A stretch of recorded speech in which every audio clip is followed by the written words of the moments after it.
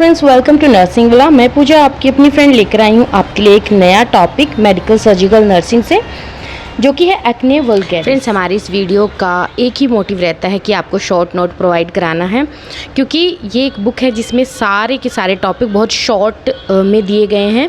क्योंकि medical surgical nursing के topic जो होते हैं बहुत बड़े बड़े होते हैं, अगर आप मेन बुक में देखेंगे, बट इसमें बहुत शॉर्ट तरीके से दिए गए हैं। अगर हेल्पफुल रही तो वीडियो लाइक जरूर कीजिए। Definition: it is a common inflammatory disorder of sebaceous gland, increase secretion of sebum. These gases producing glands are under androgen control.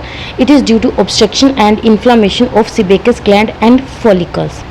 क्या होता है? एक तरीके का इन्फ्लामेटरी डिसऑर्डर होता है। इन्फ्लामेशन यानी कि कहीं पे भी कुछ इन्फ्लामेशन हो जाना। और ये किस चीज़ का इन्फ्लामेशन है? इन्फ्लामेशन डिसऑर्डर है सेबेकस ग्लैंड। सेबेकस ग्लैंड जहाँ से हमारा जो भी स्वेट है वो प्रोड्यूस होता है, कुछ भी आउट होता है, मतलब जो वेस्ट होता है वो एक्सरेट आउट होता है हमारे स्किन से, सेबेकस ग्लैंड से। और यहाँ पे क्या होता है? इसकी जो सिक्रीशन है वो इंक्रीज हो जाती हैं।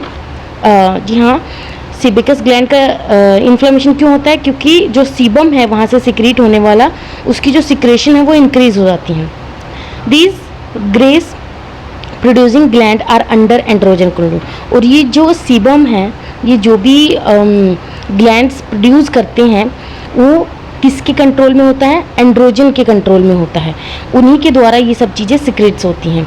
और ये क्यों होता है? ड्यू टू, अब ये तो इन्होंने बताया, these greases producing gland are under the androgen control.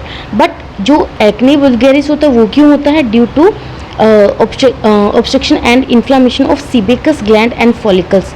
जो भी फॉलिकल्स होते हैं या भी सेबेकस ग्लैंड होता है, उनमें कोई भी ऑब्स्ट्रक्शन हो जाती है, जो भी वेस्ट होता है वो आउट नहीं हो पाता, तो वो वहाँ पे इन्फ्लामेशन कॉज कर देता है। ये इमेज भी दी गई है एक्ने वल्गैरिस की। देन आता है हमारा इटियोलॉजी। क्या होती है इसकी? Increase androgen activity. अगर इंक्रीज हो जाएगी तो सिक्रेशन इंक्रीज हो जाएगी और इन्फ्लामेशन हो जाएगी। ऑब्स्ट्रक्शन इन सेबेकस डक्ट में अगर ऑब्स्ट्रक्शन हो गई है तो जो भी सिक्रेशंस होंगी वहीं स्टक हो जाएंगी और इन्फ्लामेशन क्रिएट हो जाएगी। इन्फेक्शन ऑफ सेबेकस ड्रग्स, कोई भी इन्फेक्शन की वजह से भी हो सकता है। Hyper activity of sebaceous gland. Then आता है क्लिनिकल फीचर्स। क्लोज कोमेडस यानी कि वाइट हेड्स, जो भी आपने सुना होगा, वाइट हेड या फिर ब्लैक हेड्स, उनको मेडिकल में बोलते हैं close comedones and open comedones. Then आता है papules, pustules, nodules, oily skin, deep scanning. ये कॉजेज होती हैं, क्लिनिकल फीचर्स होते हैं, सॉरी। देन आता है medical management. Topical antibiotics for suppress growth of acne and decrease comedones and papules and pustules. Example erythromycin gel and clindamycin. इसके बाद आता है systematic antibiotic.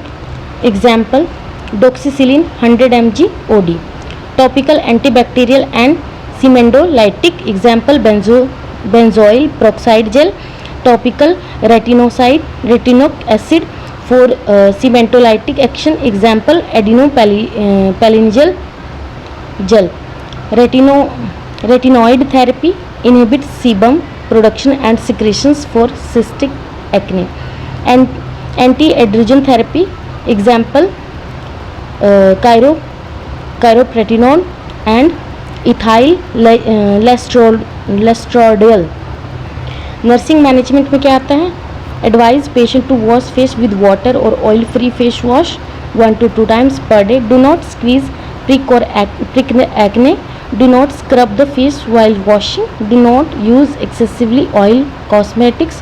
Encourage for balanced diet and advance avoidance of food believed to acne. Inform patient about side effect of systematic antibiotic. Avoid hot beverages and spice food. ये था हमारा आज का topic. फिर मिलते हैं नेक्स्ट वीडियो में next topic के साथ।